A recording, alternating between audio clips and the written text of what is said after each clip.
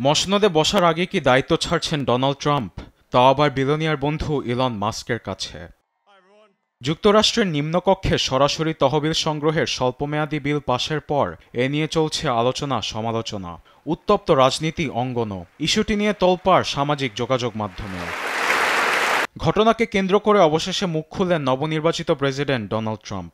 রোববার অ্যারিজোনায় ফিনিক্সে অনুষ্ঠিত রিপাবলিকান দলের একটি সম্মেলনে এই ইস্যুতে বক্তব্য দিয়েছেন তিনি। ইলন মাস্ক কি কোনোদিন যুক্তরাষ্ট্রের প্রেসিডেন্ট হতে পারবেন? জবাবে জোর গলায় উত্তর দিয়েছেন মার্কিন প্রেসিডেন্ট। আমি আপনাদেরকে নিশ্চিত হয়ে বলছি, ইলন প্রেসিডেন্ট হবে না। আমি কখনো ইলন মাস্কের কাছে প্রেসিডেন্সি ছেড়ে দেব না, এটা কখনোই ঘটবে না। কিন্তু ইলন এমন একজন যার উপর বিশ্বাস করা যায়। সত্যি বলতে সে দারুণ কাজ করছে। মাস্কের প্রেসিডেন্ট হবার কোনো সম্ভাবনা আছে কিনা এ নিয়ে ইলনের নাগরিকত্বের কথা বলেছেন ট্রাম্প। তার পাশাপাশি এই ইস্যুটি ছড়ানোর জন্য মার্কিন গণমাধ্যমকে দুষছেন নবনির্বাচিত প্রেসিডেন্ট।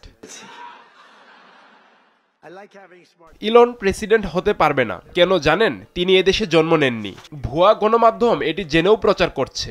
কিন্তু ইলন যথেষ্ট ভালো মানুষ। গণমাধ্যম আল জাজিরার প্রতিবেদন বলছে, ট্রাম্পের নির্বাচনী প্রচারণায় প্রায় 200 মিলিয়ন মার্কিন ডলার দিয়ে সহায়তা করেছেন ইলন মাস্ক। ট্রাম্পের প্রশাসনে ব্যাপক প্রভাবের কারণে এটি রাজনৈতিক প্রতিপক্ষদের হাতিয়ার হিসেবেও কাজ করছে, এমন মত নবনির্বাচিত প্রেসিডেন্টের। এদিকে ইলন মাস্কের প্রভাবে বাতিল হয়ে গিয়েছিল সরকারি তহবিল প্রস্তাবও, যার কারণে রিপাবলিকানদের মধ্যে সৃষ্টি হয়েছে ক্ষোভের।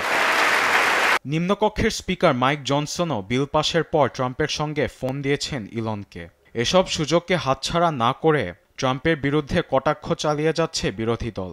মার্কিন গণমাধ্যম সিএনএন বলছে, ইলন মাস্ককে প্রেসিডেন্ট মাস্ক বলে ট্রাম্পের সমালোচনা করছে ডেমোক্র্যাট পার্টি।